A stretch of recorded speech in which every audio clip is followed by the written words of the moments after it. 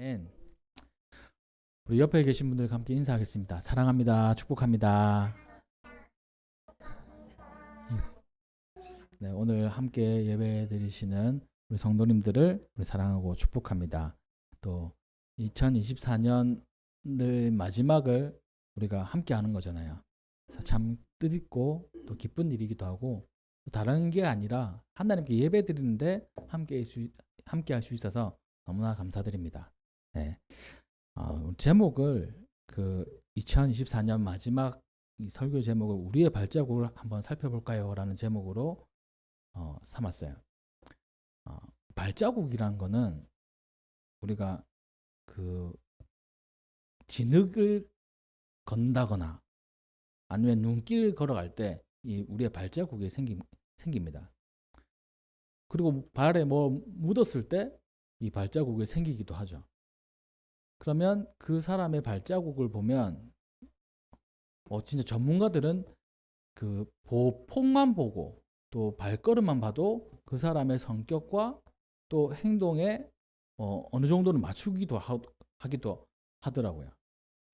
이 발을 이렇게 딱 걷는 사람도 있고, 이렇게 걷는 사람도 있고, 팔자로 걷는 사람도 있고, 막 여러 가지입니다. 그 발자국을 우리가 딱 봤을 때 우리의 발걸음에 대한 생각, 그리고 또 그런 느낌들이 있죠.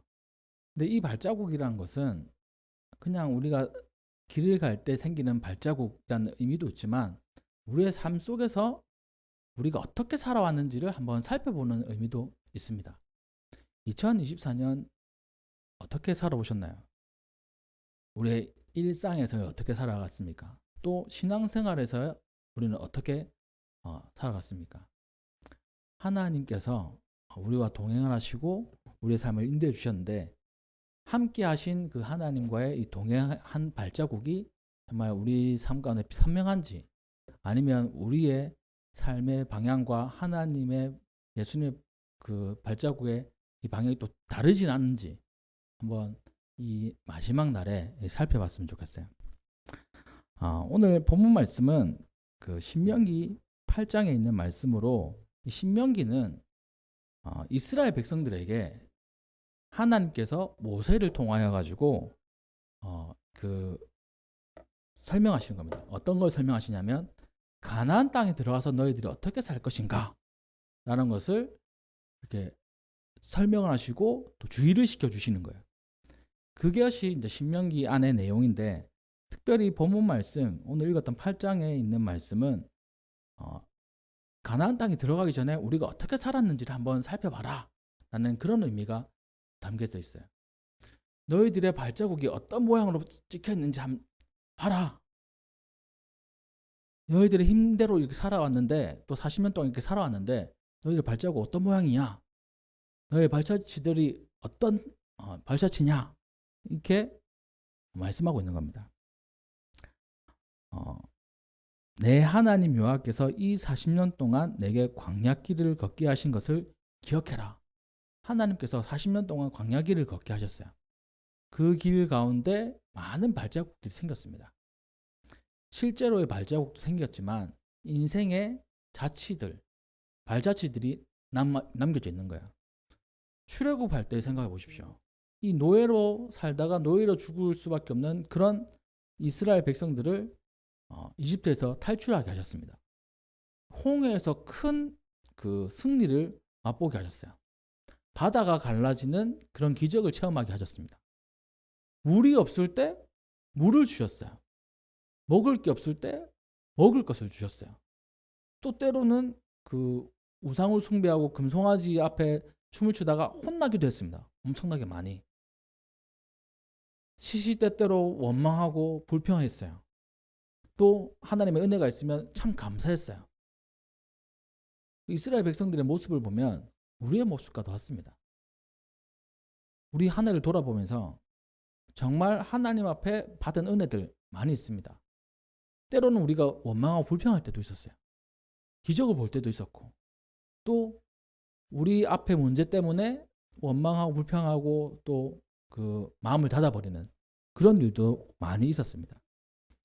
그 일들을 가만히 살펴볼 때 우리의 2024년의 발자취는 어떠한 모양인가? 진짜 하나님 앞에서 예쁜 모양으로 발자취가 남겨져 있는가?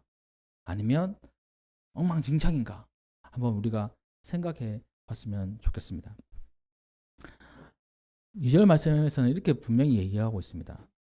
너희들을 40년 동안 광야 길을 걷게 하신 것을 기억해라. 그 이유를 잘 알아봐라.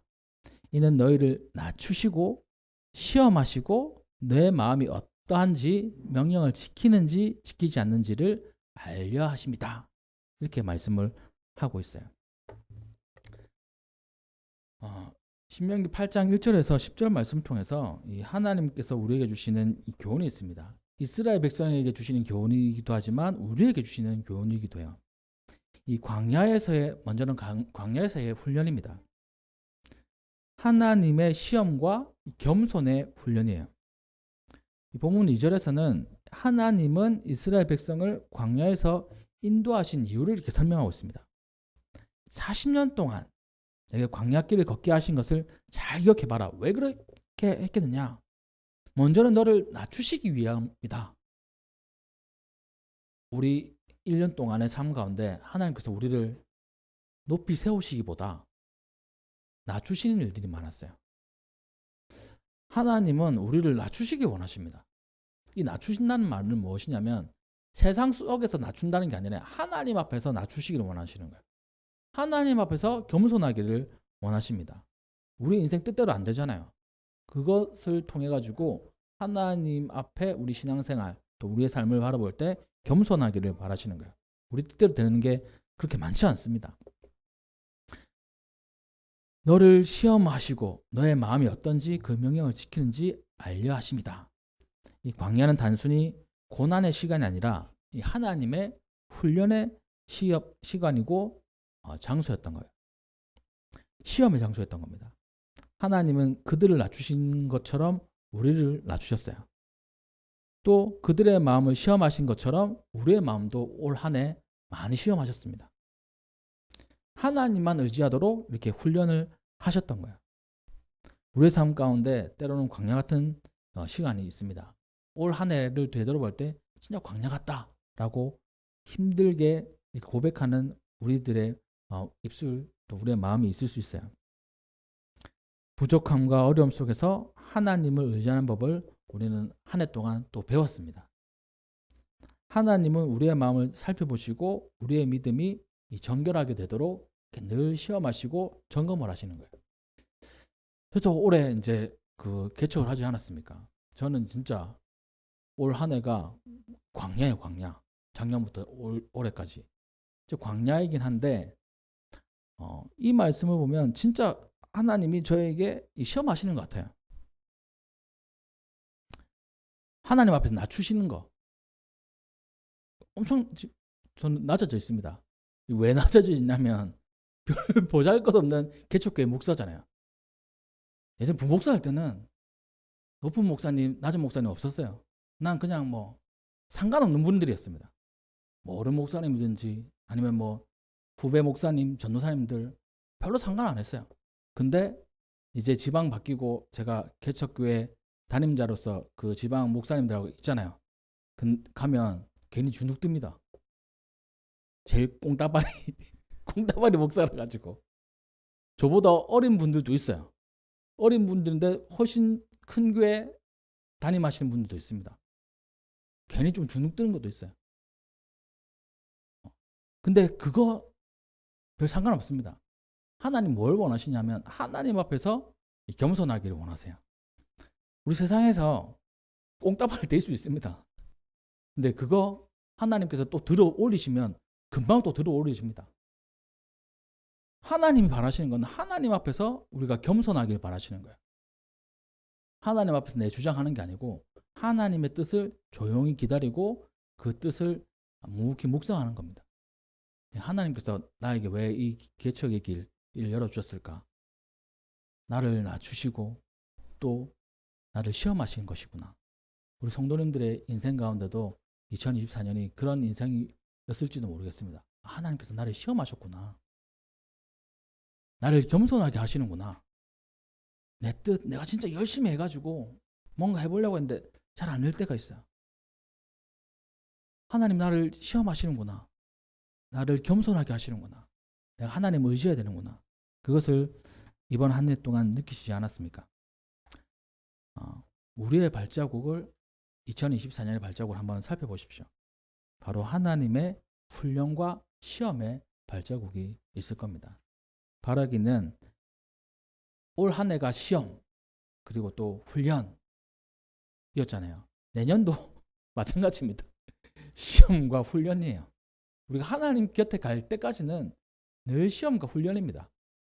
그래서 우리 아이들이 한 살 한 살 먹어가면 학년이 올라가듯이 1학년 시험 통과, 내년은 2학년 시험 훈련 이렇게 있는 거예요. 그렇게 생각해야 됩니다. 하나님께서 우리에게 그런 시험과 훈련을 주십니다. 다른 게 아니에요. 하나님 앞에서 겸손하고 또 하나님의 말씀을 의지하는지 아닌지 그 명령을 지키는지 알려고 하시는 거예요. 하나님께서 여러분의 신앙을 보고 싶어 하세요. 저도 마찬가지인 것 같아요. 이 개척교회 하면서 하나님이 저에게 시험하십니다. 부목사 할 때부터 진짜 널널해요. 제 이제 고백이지만 이 부목사 할 때는 뭔가 이렇게 좀 탈출을 하고 싶었어요. 그래서 새벽기도 끝나고 출근하기 전까지 낚시도 한번 갔다 오고 그랬습니다. 너무 답답해가지고 덜 하고 강 저수지 보면 마음이 좀 편하잖아요. 그래서 낚시도 가기도 했어요. 근데 개척교회 한 다음에는 낚시 안 갑니다. 불편한 게 하나도 없어요. 불편한 게 없습니다. 스트레스가 없어요. 이 스트레스라는 건 사회의 스트레스 또 뭐 삶의 스트레스는 있지만 그거하고 상관은 그거에 비해서는 지금 너무나 자유롭습니다. 이 상태에서 하나님께서 저를 시험하시는 것 같아요. 그 자유로움 속에서 말씀을 준비하는 거, 또한 사역에 임하는 거, 또 하나님께 나아가는 경건의 생활 이런 것들을 시험하시고 있습니다. 2014년이 그랬어요. 또 2015년도, 25년도 그러실 거예요. 우리 성도님들에게도 마찬가지일 겁니다. 하나님은 우리가 진짜 하나님의 뜻대로 살아가는지를 보고 싶어 하세요. 아주 세밀한 거예요. 아주 작은 거에도. 바라기는 올 한 해 그렇게 살아오셨는데 그것을 그 마음속에 불편함으로 받는 게 아니라 하나님이 나에게 관심이 있으시구나. 내 인생에 관심이 있으시구나 라는 것으로 받으시고 하나님의 은혜로 여기시기를 주님의 이름으로 축복합니다. 두 번째로는 하나님께서는 이 만나를 통해서 교훈해 주세요. 하나님의 공급과 이 말씀의 이 중요성입니다. 이 3절 말씀을 보면 너를 낮추시며 너를 줄이게 하시며 또 너도 알지 못하며 내 조상들도 알지 못하던 만나를 내게 먹이신 것은 사람이 떡으로만 사는 것이 아니요 여호와의 입에서 나오는 모든 말씀으로 사는 줄을 내가 알게 하려 하심이라 라고 이렇게 얘기하고 있습니다. 만나는 단순히 육체의 배고픔을 채우는 음식이 아니었던 거예요. 만나를 먹어서 배 부르기도 했습니다. 근데 그것으로 끝나는 게 아니었습니다. 하나님께서 직접 공급하시는 은혜의 증거가 바로 만나였어요. 하나님의 말씀에 의존해야 함을 가르치는 상징이 바로 만나였습니다.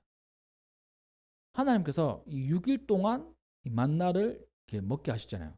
이 7일째는 거두지 못하게 하시고 그 하나님의 질서 속에서 하루하루를 이렇게 배부르게 하신 겁니다. 우리 역시 매일 삶 속에서 하나님의 말씀대로 이렇게 살아가야 됩니다. 말씀 없이는 살아갈 수가 없는 거예요. 세상의 양식은 우리의 육신을 채울 수는 있지만 우리의 영혼까지 채울 수 없습니다. 우리의 영혼은 하나님의 말씀으로만 채워져요. 그래서 늘 우리는 말씀을 듣고 또 그 말씀을 묵상하고 말씀에 지배당하는 삶을 살아야 됩니다. 한 해 동안 여러분들은 말씀에 지배당하고 사셨나요? 아니면 그 말씀을 늘 공급받고 사셨습니까? 말씀에 말씀을 어떻게 생각하고 또 어떻게 대하고 계셨습니까? 2024년 하나님께서 무수한 말씀을 우리 성도님들에게 주셨어요. 그 말씀 내 삶 가운데 적용하고 이렇게 잘 실천했나요? 내 삶의 발자취, 이 말씀의 발자취를 볼 때 우리 그 발자국이 예쁘게 멋지게 나 있습니까? 아니면 말씀은 듣긴 들어도 내 귀에 즐거운 거, 내 마음에 즐거운 그런 말씀만 우리는 골라듣지 않았나요? 바라기는 우리 마음 속에 또 우리 삶 가운데 말씀의 발자취도 점검하셔가지고 2024년 내가 이렇게 했으면 2025년에는 내가 좀 더 발전한 그 말씀의 생활, 삶이 되어야 되겠다. 이러한 마음으로 살아가시기를 주님의 이름으로 축복합니다. 세 번째로는 광야를 지나서 이 약속의 땅으로 갑니다. 그 약속의 땅으로 가는 것은 바로 감사와 순종의 삶이에요. 이 8장 7절부터 10절까지는 하나님이 이스라엘 백성에게 약속하신 땅의 풍요로움을 묘사하고 있습니다. 여기 보면 아름다운 땅, 그리고 골짜기든지 산지든지 시내와 분천이 샘이 흐르고 밀과 보리의 소산지고 포도와 무화과 석류와 감람나무와 꿀의 소산지다. 먹을 것에 모자람이 없고 아무 부족함이 없는 땅이다. 돌은 철이고 산에서는 동을 캘 것이다. 내가 먹어서 배부르고 내 하나님께서 옥토를 내게 주셨으므로 말미암아 그를 찬송할 것이다. 이렇게 얘기합니다. 이 가나안 땅이 이런 땅이라는 거예요. 근데 사실 가나안 땅 이런 땅이 아닙니다. 아주 척박한 땅이에요. 젖과 꿀이 흐르는 땅이라고 이 성경을 묘사하고 있잖아요. 이 젖과 꿀이 흐르는 땅이라고 왜 묘사를 했을까? 우리가 지금 가나안 땅 잘 알지 않습니까? 이스라엘 전쟁이 끊이지 않는 그 이스라엘 땅. 잘 모르는구나. 그래, 이스라엘 땅에 진짜 척박한 땅이에요. 척박한 땅. 이 왜 척박한 땅이냐면 비가 제때 와야 되고, 이건 뭐 다른 땅들도 마찬가지지만 비가 제때 와야 되고 또 바람이 제때 불어야 됩니다.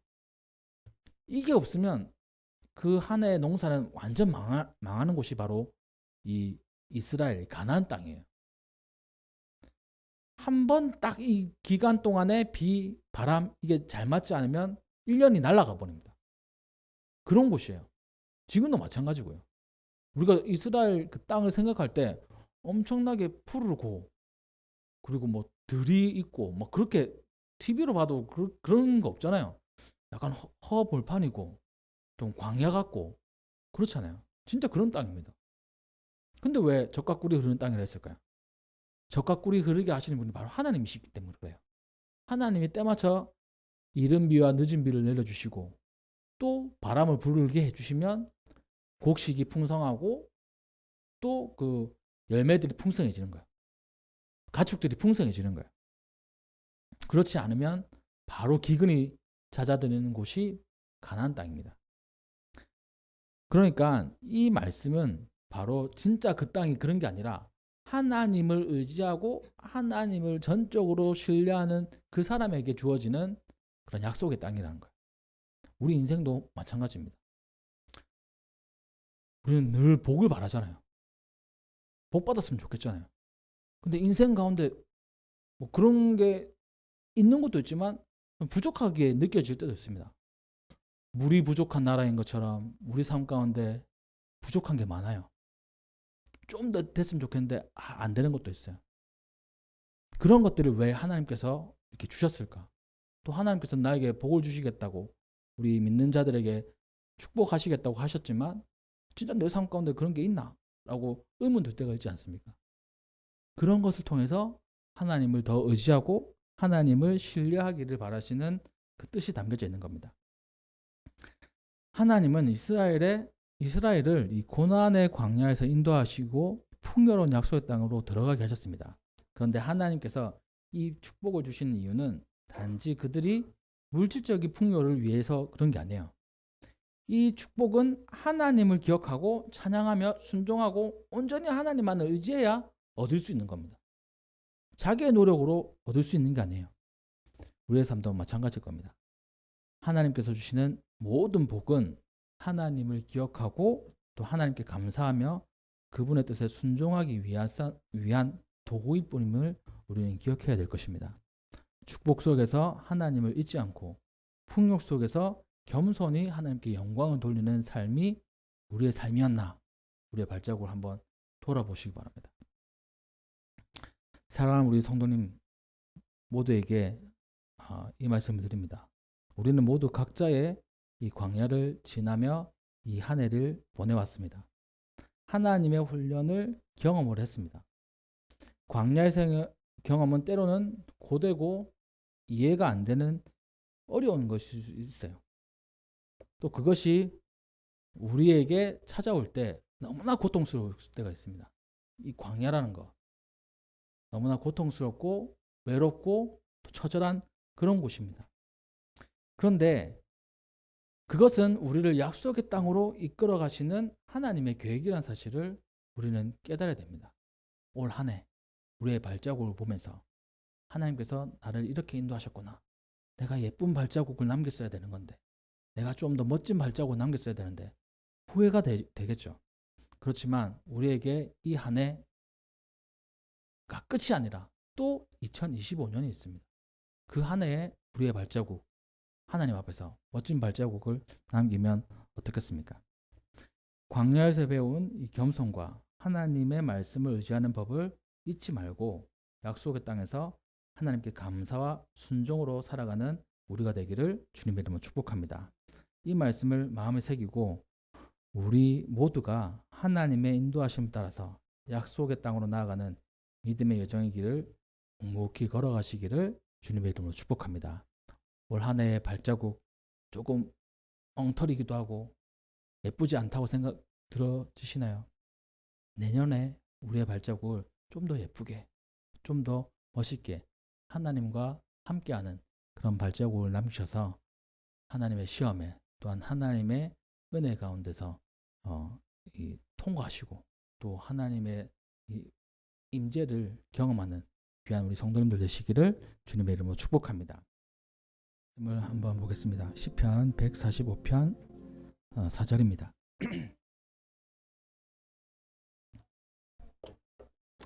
시편 145편 4절. 우리 한 목소리로 읽겠습니다. 화면을 보시면 되겠습니다. 시작. 대대로 주께서 행하시는 일을 크게 찬양하며 주의 능한 일을 선포하리로다. 아멘. 제 지금 시간으로 11시 59분입니다. 시작한 지 금방 된 것 같은데 벌써 11시 59분이에요. 그래서 이제 10분 안에 마무리하는 걸로. 네. 그 새해의 말씀은 저희 찬양빛교회 새해의 표가 주의 일을 선포하는 겁니다. 이 표는 뭐냐면 한 해 동안에 이 교회 또 성도님들이 떠올리는 거예요. 우리가 한 해 동안 뭘 떠올려야 하냐면 내가 하나님의 일을 선포를 하는 겁니다. 주의 일을 선포하는 거예요. 그러니까 길 가시다가도 하나님의 일을 선포하는 겁니다. 선포의 내용은 이제 또 알려드리겠지만 자다가 일어날 때 하나님의 일을 선포하는 거예요.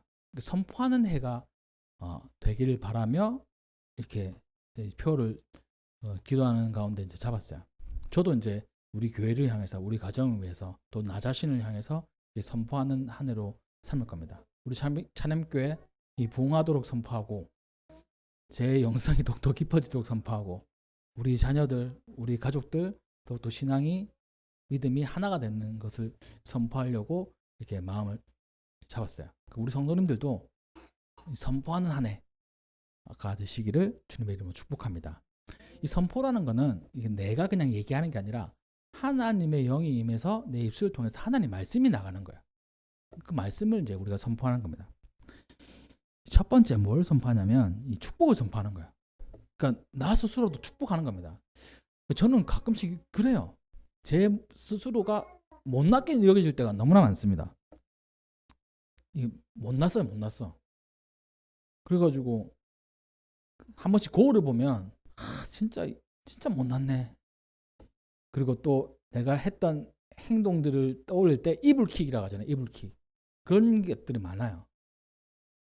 그래서 나 자신을 깎아내리고 또 그 자존감이 떨어지고 그런 경우들이 있습니다. 근데 2025년도에는 그렇게 하지 말고 하나님께서 나를 위해서 십자가에 예수 그리스도를 내어주셨잖아요. 정말 소중한 사람이잖아요. 나를 위해서 축복하는 겁니다. 나 스스로를 축복하는 거예요. 원망하는 거 아니고 또 불평하는 게 아니고 욕하는 게 아니고 나를 축복하는 겁니다. 우리 성도님도 나 자신을 축복하세요. 실패할 때도 있죠. 또 잘 안 될 때도 있죠. 그래도 축복하세요. 하나님의 말씀을 가지고. 자녀들 축복하세요. 아버지들은 또 어머니들은 자녀의 머리에 손을 얹고 축복을 해야 됩니다. 아이들을 위해서 또 우리 자녀들을 위해서 축복의 선포를 하는 한 해가 되시기를 주님의 이름으로 축복합니다. 두 번째로는 우리는 구원을 선포해요. 이 구원은 뭐냐면 이 성경의 구원은 두 가지입니다. 하나는 쉽게 말해서 우리가 죽어서 천국 가는 거, 하나님 나라의 백성 되는 거. 이게 첫 번째 구원이고요. 우리가 이제 기본적으로 아는 거죠. 두 번째는 삶의 이 여러 가지 문제들 속에 우리가 구원이 필요해요. 풀리지 않는 문제, 그것이 해결되는 게 구원이에요. 이 치유가 필요한 그 육체적 질병, 마음의 아픔, 여기서 구원이 필요해요. 우리 삶 속에서 우리가 진짜 구원이 필요합니다. 그러니까 저 세상 가는 구원 말고 그건 너무 멀게 좀 느껴지고요. 우리 인생에 딱 당면한 구원이 필요한 문제들 있잖아요. 여러 가지 문제들. 거기서 우리는 이 구원을 선포하는 겁니다. 시편 96편 2절 3절에는 여호와께 노래하며 그의 이름을 송축하며 그의 구원을 날마다 선포해라 라고 되어 있습니다. 날마다 구원을 선포하는 거야. 문제 해결되지 않는 문제 있죠. 날마다 이 문제에서 해결될지어다 라고 선포하는 겁니다. 맨날 선포하는 거야. 하나님께서 그렇게 해라요. 그래서 올 한 해 안 풀리는 거 있을 때 잠시 그 혼자만의 시간을 갖는 겁니다. 그러니까 뭐 어디서 가정에서 뭔가 안 풀리는 것 같다. 베란다로 나가는 겁니다. 베란다 나가서 이 문제가 풀릴지어다 이 선포를 하는 거야. 차로 잠시 가는 거야. 차로 잠시 가서 차에서는 좀 소리 질러도 방음이 좀 잘 되니까 선포하는 겁니다. 그래서 이 구원을 선포하시는 우리 성도님들 되시기를 주님의 이름으로 축복합니다. 세 번째로는 복음을 선포해야 돼요. 이거는 그리스도인이라면 너나 할 것 없이 주어진 임무입니다. 복음을 선포하는 거. 이 복음은 다른 게 아니에요. 예수님께서 당신에게 꼭 필요한 사람입니다. 꼭 필요한 분입니다. 이것부터 시작하는 거예요. 이 세상에 이 복음이 필요하지 않는 사람은 아무도 없습니다. 모든 사람이 복음이 필요해요. 복음만이 유일하게 구원을 할 수 있는 유일한 길이기 때문입니다.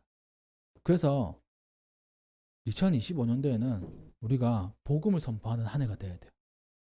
우리 주변의 사람들, 또 우리가 멀게 느껴지는 사람들, 그런 분들에게 복음을 선포할 때 하나님의 은혜가 임할 것입니다. 그런즉 그들이 믿지 아니한 일을 어찌 부르리요? 듣지 못한 일을 어찌 믿으리요? 전파하는 자가 없이 어찌 들으리요? 보내심을 받지 아니하였으면 어찌 전파하리요? 기록된 바 아름답도다. 좋은 소식을 전하는 자들의 발이여 함과 같으니라. 복음을 듣지 않으면 믿지도 못한다는 거예요. 어떻게 예수님을 저 사람 부를 수 있을까? 예수님 믿을 수 있을까? 누군가가 예수님을 전해야 된다는 겁니다. 그거를 우리에게 맡겨주셨다고 생각하고 올 한 해 단 한 사람에게라도 복음을 전해서 주 예수 그리스도를 영접하게 된다면 얼마나 귀한 일이겠습니까? 한 사람이 우리 천하보다 귀하다고 생각하잖아요. 올 한 해에 한 명이라도 우리가 복음을 전할 수 있다면 우리는 정말 하나님 앞에서 떳떳하지 않을까요? 또 하나님의 사랑을 전할 수 있다면 얼마나 하나님께서 기뻐하실까요? 그래서 이번 한 해 2025년도에는 복음을 선포하는 귀한 한 해가 되시기를 주님의 이름으로 축복합니다. 마지막으로 덕을 선포해요. 베드로전서 2장 9절에는 그러나 너희는 택하신 족속이요 왕같은 제사장들이요 거룩한 나라요 그의 소유된 백성이니 이는 너희를 어두운 데서 불러내어 그의 기이한 빛에 들어가게 하신 이의 아름다운 덕을 선포하게 하려 하심이라. 그러니까 하나님의 아름다운 덕을 선포하라고 우리를 불러주셨대요. 하나님의 아름다운 덕이 뭘까요? 하나님께서는 우리와 함께 하시는 분, 하나님께서 우리를 구원하시는 분, 하나님께서 우리에게 그 임재하시고 우리의 삶의 모든 것들을 이끌어 가시는 분, 이것을 선포하는 겁니다. 그게 하나님의 덕이에요. 덕스럽다고 하잖아요. 이게 좀 포괄적인 이런 단어입니다. 그러니까 하나님은 포괄적일 수밖에 없어요. 모든 것을 다 포함하시는 분이기 때문에 그 하나님의 덕을 선포하는 겁니다. 하나님 이런 분이셔. 내 삶 가운데도 하나님은 이런 분이셔. 다른 분들에게도 하나님은 이런 분이셔. 하나님은 우리를 이끌어 가실 뿐만 아니라 우리의 삶을 바꿔주시는 분이셔. 라고 우리는 선포해야 될 줄 믿습니다. 나 자신에게 우리 가정에 축복을 선포해야 되고요. 날마다 구원을 선포해야 되고요. 복음을 선포해야 되고요. 하나님의 덕을 선포하는 2025년이 되시기를 주님의 이름으로 축복합니다. 하나님의 일들을 기억하고 그분의 능력을 선포하며 대대로 신앙을 전수하는 사명이 우리에게 있습니다. 우리의 말, 우리의 선포를 통해서 하나님의 위대하심이 올 한 해 드러날 것입니다. 또한 다음 세대, 우리의 자녀들도 우리의 선포를 통해서 하나님의 위대하심을 조금씩 알아가게 될 것입니다. 우리가 하나님의 은혜를 선포하고 주의 일을 선포하며 한 해를 2025년을 승리의 해로 장식하시는 우리 모든 성도님들 되시기를 주님의 이름으로 축복합니다.